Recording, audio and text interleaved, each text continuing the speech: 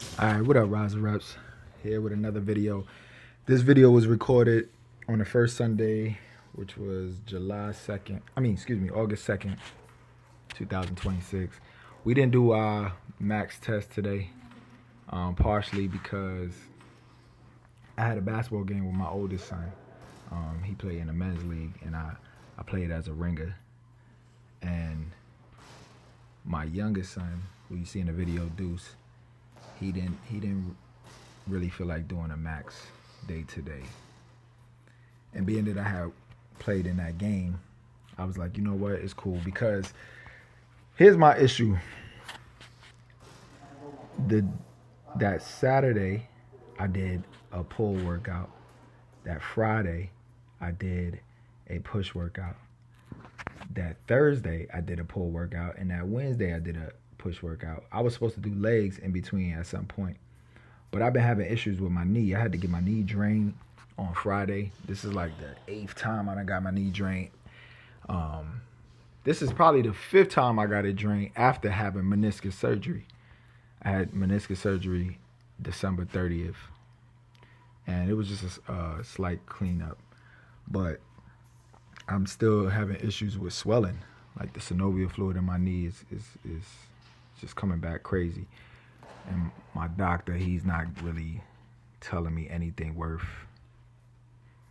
anything. He's like, oh, I'm not sure why it's happening. I'm like, damn, son, you the doctor. Like, what are you here for if you don't, if you can't tell me what's going on? He said there's a little bit of arthritis, but the excessive amount of synovial fluid in my knee is crazy. Icing doesn't work, obviously, because it's synovial fluid. It's not necessarily inflammation. And what else? Elevating it really doesn't work. Wrapping it hasn't been working. But I'll tell you one thing that I have figured out. I figured it out one time, and I haven't been able to do it again consistently. But one time I did high reps on my squats. We did 20 downs. No, actually we did 1 up. So it was a total of 210 reps. This was me and my son. And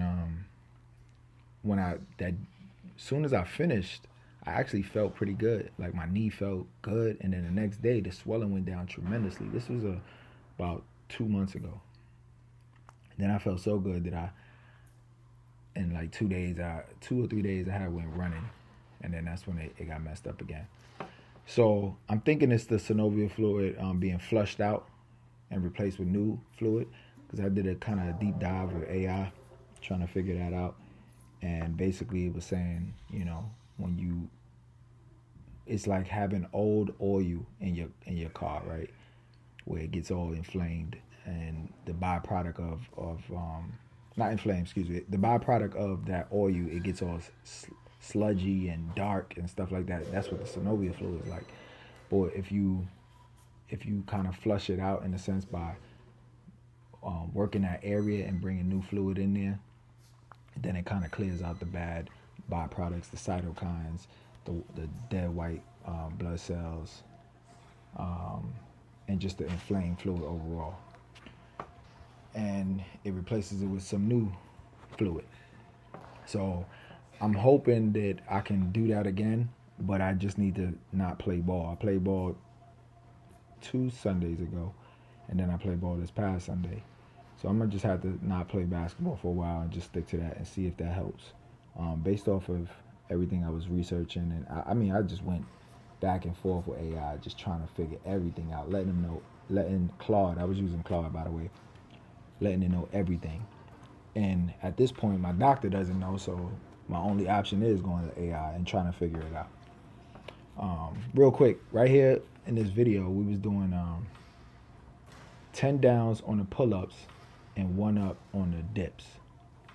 And I told Deuce, I said, yo, this is not that easy. It might seem like it's a little easy. Now, I've done this, I think y'all seen on my video with my neighbor. I did it with push. I did it with dips and push-ups. And we did it alternating. And it wasn't really that hard for me, to be honest with you. I also did it without the EMOM on my own, where I just went dips right into push-ups and just kept going without stopping. That one was brutal. But on this right here, it wasn't that tough. Um, it was probably mid tier. So the easiest was the one I did with my neighbor. This is probably the second hardest, and then the hardest is the one where I just did back and forth dips and push. But that was by myself, and I didn't record that. But Deuce was thinking this was gonna be easy, and I think by like, well, he was going 10, 9, 8. I think by 7 is when he failed, and he couldn't do it. So I had to just kind of tell him to step aside so I could finish because I didn't want him messing up my time. He did throw off my time a little bit, but then towards the end, see right here, that's when I tell him to step aside. Towards the end, I was just going faster than the EMOM because we were supposed to be doing it on EMOM. And I just decided, let me just go ahead and go and finish this. You know what I mean? The pull-ups got a little tough for me around 7 as well. But the dips was easy. It's funny too because dips used to be the thing that I struggled with maybe 12, 13 years ago. What were we in, 2026? Yeah. This was something that I used to struggle with. I remember when I used to struggle with pull-ups, but that was a long time ago. But I used to struggle with dips, but now dips just be smooth. It be feeling smooth for me. Real easy. What did I get here? 3. What's that? 4. Okay, so we're doing 4, and then see, I went right into the dips. I went from the dips right to the pull-ups, right back to the dips. So I'm doing 7 here. This is easy money. 3, 4, 5, 6, 7. Yeah. So, and then I got the clock running. I don't know if you can see the phone at the bottom, but I basically like, yo, let me just go ahead and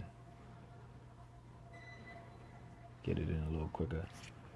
But yeah, Deuce was struggling.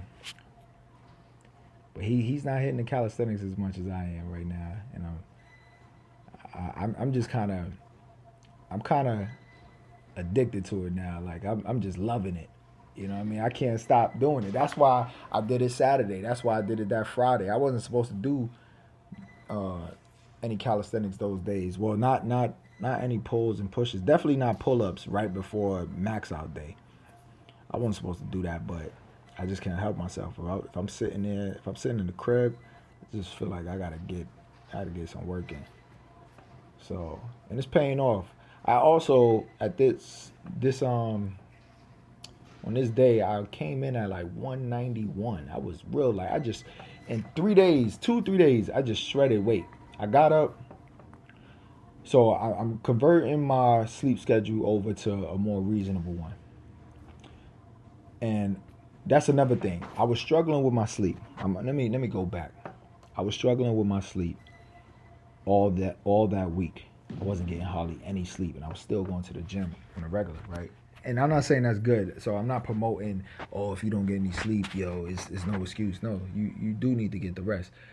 It's just sometimes you get addicted to it and you don't want to stop, right? And that could be a bad thing because you got to recover, especially as you get older. I'm 41, so recovery is a big thing for me. But anyways, so Wednesday and Thursday, I didn't get much sleep. It was like 3 hours and change. I tracked it on my phone. And so Friday, I actually got some rest. And then Saturday, I got some rest as well. It was about 9 hours Friday, 8 hours Saturday going into that Sunday. So I felt a little rested, but I should not have gone to the gym because I should have saved, I should have recovered for the Sunday max out day. So that's kind of on me, but I'm trying to fix my schedule. I'm trying to fix my sleep schedule. But here's the crazy thing. So I started shifting the time that I eat, and I started eating way earlier. One, I'm getting up earlier, so I was eating way earlier, and then I cut off my eating window 3 hours before bed. They say you shouldn't eat more than 3 hours before going to sleep. So same thing with the drinking. So I cut that off, hoping that it would help with my sleep. And I guess it did kind of start helping with the sleep. But I woke up that Friday, 196. Went to bed 195. Now I did work out twice on was it on Friday that I worked out twice? Yeah. I worked out twice on Friday. It was push day. I worked out twice. And I put in like 12,000 steps. But I still shouldn't have lost a little bit of weight. You know what I mean? And maybe only gained a pound, but to have lost weight, it was a little crazy for me. So that was different. So I woke up that Saturday weighing 192.6. I got it marked down, but I don't want to check now. It was 192.6. And went through my regular day, went through my regular workout, and then I woke up the next day 191 on that Sunday, 191.4 or 6, something like that. And I was just like, damn. But I was eating the exact same thing because I eat the same thing every day. By the way, I eat 7 eggs with some ground beef and some cottage cheese, salt, pepper, nutritional yeast, and I use a little bit of butter, natural Irish butter, not that other bullshit. I eat some. I drink a protein shake, 50 grams of protein, with a little bit of creatine in there. And it is with water, no milk. And then I eat chicken breasts and lupini beans, pistachios, and an apple. That's what I eat pretty much every day. So I don't know how I end up losing so much weight so fast just from shifting my time and not eating at a certain time. So for those who be wondering, oh, does it really matter what time you eat? I was one of those people that used to really think it didn't matter, but I thought it was just calories in, calories out. But eating right before bed, it is going to play a factor because it's going to be, hard on your digestive system. You know what I'm saying? So I wouldn't recommend it. But I started shredding weight. But now I incorporated some orange juice and coconut water back into my diet that I had took out. I took it out because I didn't want the extra sugar, but the orange juice it's no added sugar. It's just sugar from the orange. But the problem is, it's still sugar and it can spike your insulin, right? Because there's no fiber. So I added that back in there because I didn't want to lose weight too quick. I don't mind losing weight, but I don't want to lose weight too fast because I want to maintain my muscle. You feel what I'm saying? So, and then right here, I'm doing this reverse walks on the treadmill on the incline. The treadmill is actually off, so I got to push. And I'm doing this because I'm trying to figure out what I can do for my knee. I know that this is good for your knees overall. I don't know if it's good for my situation specifically, but in the past, when I had knee problems, I was doing this and it felt better. And I've told a bunch of people about this, and this is not something I created. I've seen this on the Knees Over Toes guy, and he got it from somebody else, but I'm sure y'all familiar with that person. If not, look up his stuff. He's actually pretty knowledgeable. So I did this. I also had an ab workout here, and I did some side raises and rear delt raises or reverse flies with the dumbbells. But when I hit pause, I forgot to unpause it, so I ain't got it in the video. But it was right after I did my calisthenics. I did my side raises, my reverse flies first, and then the side raises because I try to hit the delts with some weights because it's hard hitting the delts exactly how you want to with calisthenics. So, and at the end of the day, I need to do that to make sure I keep my shoulder health. Hitting them rear delts is mad important because if you don't, especially with doing a whole bunch of reps and just doing a whole bunch of chest stuff and front delt stuff, you get real tight and then you start having shoulder pains. I was having shoulder pains earlier this year.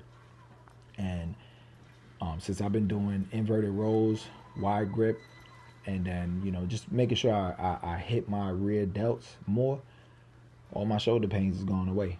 I have no shoulder pains, which is great because it was bothering me. It was getting on my nerves.